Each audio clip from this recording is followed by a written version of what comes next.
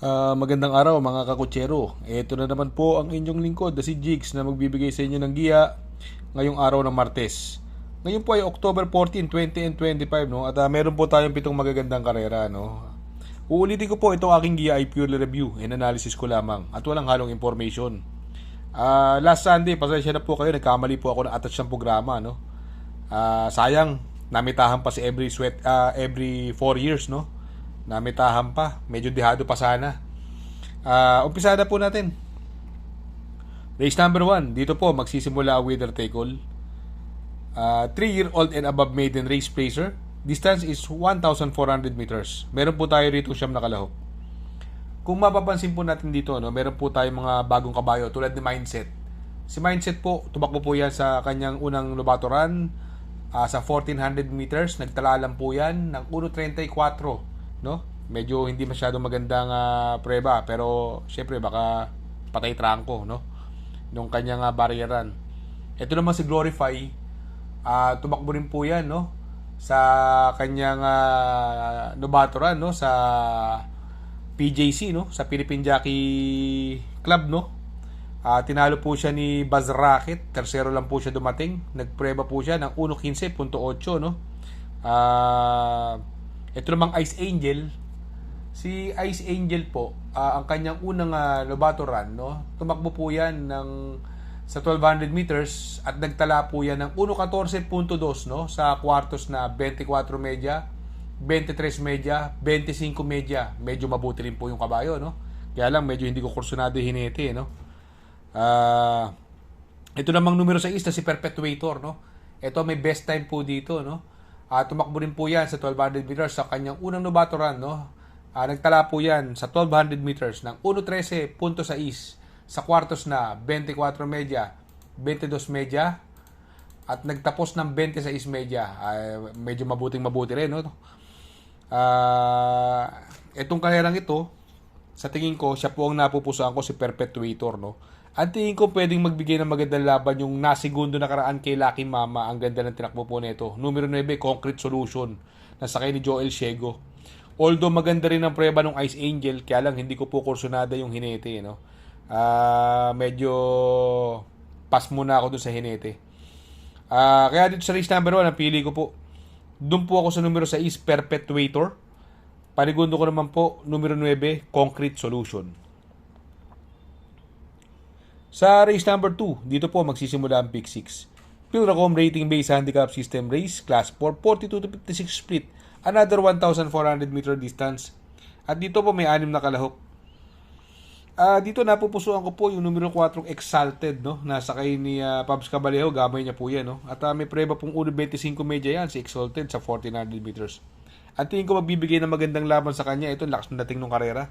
Last race, yung numero 2 na si Catania. Di Boca po ito, no? Pinarimate. Dumating ng tersero si Catania, no? Sa tingin ko mahigpit na makakalaban po ni Exalted dyan. Kaya para sa akin, to race number 2, 2 horse race na lang po to. Ang napupusuan ko po dyan, numero 4, Exalted. Panigundo ko naman po, numero 2, Catania. Sa race number 3, dito po magsisimula ang pick 5. Pilracom rating based handicap system race, class 5, 17 to 41. Split distance is another 1,400 meters. Meron po tayo rito 8 kalahok. Dito sa karerang ito, no, possible scenario, no? Parang solo area numero 1, Ivan, although masusundan siya kagad ni French Leather, no? Sakay ni Isaac Aguila. Medyo naiiksian ako sa hininga nito ni Ivan, no? Mahaba ang distansya po ngayon, si French Leather po, siya po may best time po dito. Sa 1,400 po, may 1.26 media po yan. At gamay po ni Pamboy Ponce yan. At tingin ko magbibigay ng magandang laban dyan yung numero 4 Hot Legs, no? Napapatubayan naman ni Christian Garganta, gamay niya rin po to. Itong si Hot Legs, pagsakay ni Christian Garganta, giant killer po yan. Puro mga nananalo, palaging dihado po yan si Hot Legs. Kaya dito sa race number 3, ang pili ko po, doon ako sa numero 2, French Leather. Panigundo ko naman po, numero 4, Hot Legs. Sa race number 4, dito po magsisimula ang pick 4. Pilracom rating based handicap system race, class 5, 17 to 41 split. Another 1,400 meter distance. At dito po may 6 na kalahok. Dito napupusuan ko po yung nasigundo po, no? Last run, no? Kay Queen Margot, yung numero 1, Malbatan Island, no? Napapatnubayan ni King Flores. Ang ganda po ng tinakbo na karaan ito. Nasigundo po. Ang tingin ko magbibigay ng magandang laban. Ang ganda ngayon ng numero nasa labas. Angkop ang distansya. Sana naman maparimate niya. Since gamay naman niya to ni DL Camanyero. Mapainit niya na maaga. Yung numero 6, Top Romance, no? Pero ito po, may nakukursundan akong dihado rito eh. Ito, solo ere, no? Pag nilabas lang po ito, sa tingin ko, malaki chance dito. Dihado po ito, madidihado po ito. Yung numero 3 na si Ring Abel, no? Sa kay ni Lester De Jesus na po. Sa tingin ko, ito mauuna dyan. Yan ang magdadala ng unahan, no? Baka makabuo ng ere, baka makachamba mo dihado since ito napakababang grupo. Pinakamababang grupo na po ito. Kaya dito sa race number 4, ang pili ko po. Doon ako sa numero 1, Malbatan Island. Panigundo ko naman po, numero 6, Top Romance. At isasama ko pong pandiyado, numero 3, Ring Abel. Sa race number 5, Pilracom Rating Base Handicap System Race, Class 4, 42 to 56 split. Another 1,400 meter distance. At dito po may 8 kalahok. Dito po napupusuan ko, no? Sa tingin ko pwedeng suluhin sana to, kaya lang nagbakasyon ng matagal, no? At gamay ni Uno po to. Yung numero 2 na si I Under Oath. Itong si I Under Oath, may preba po yan sa 1,400 meters na 1.26. At gamay na gamay po ni Uno yan. Alam naman natin nanalo yan, no? Ng super long shot kila Top Shar, no? Si I Under Oath, sobrang long shot na nun. Naipanalo ni Uno yan. Siguro kung hindi lang matagal nagbakasyon, susuluhin ko po yan, no? Pero syempre, dahil nga ganoon ang nangyari, magpo-protection po ako sa numero 1, Golden Opportunity. Nagamay po ni JG Serrano. Ito, kay JG Serrano, lagi in the money. Kung hindi mananalo, segundo. May preba po yan si Golden Opportunity na 1.27 media, no? At may bagong kabayo rito, yung Speed Lady, no? Na sakay ni Idol JR Sargent de Ocampo, no? Itong si Speed Lady po, ang kanyang unang nabatoran, no? Although hindi masyadong maganda, kaya lang syempre tulad ng sinabi ko, baka patay ere lang, pigilan.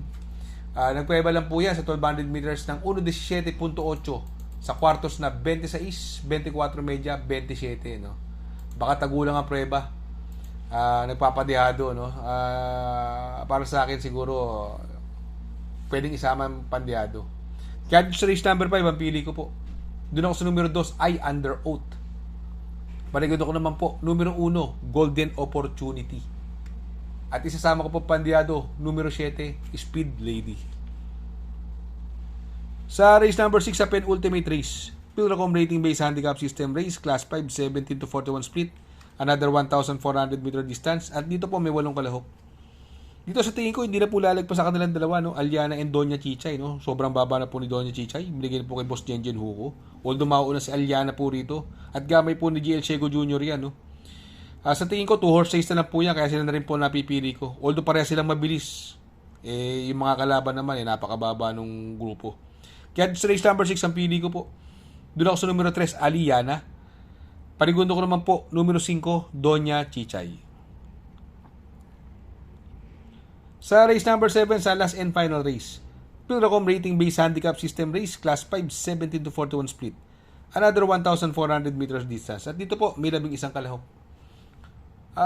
Dito, no, ang napupusuan ko po dito, yung best time na 1.26 sa 1,400 meters. Yung numero G is Carried Away. Ito si Carried Away, malalakas po nilalabanan yan. At may preba pong 1.26 yan, no? Sa tingin ko, nakakalamang po yan. Siguro, dahil parating yan, magpo-protection ako. Yung numero 7, may Diamond. Binigay na po kay Claro Espare, no? From GL Shego Jr. Mas superior rider. Although maraming mabilis, andyan si Figure It Out, Giselle's Princess, Believe in Me. Pero sa tingin ko, pwedeng isunod yan. Si My Diamond. Kaya dito sa race number 7, ang pili ko po. Doon ako sa numero G, Carried Away. Panigundo ko naman po, numero 7, My Diamond. Mega shoutout kay Sir Ross Cabinta. Mega shoutout kay Sir Ross Cabinta.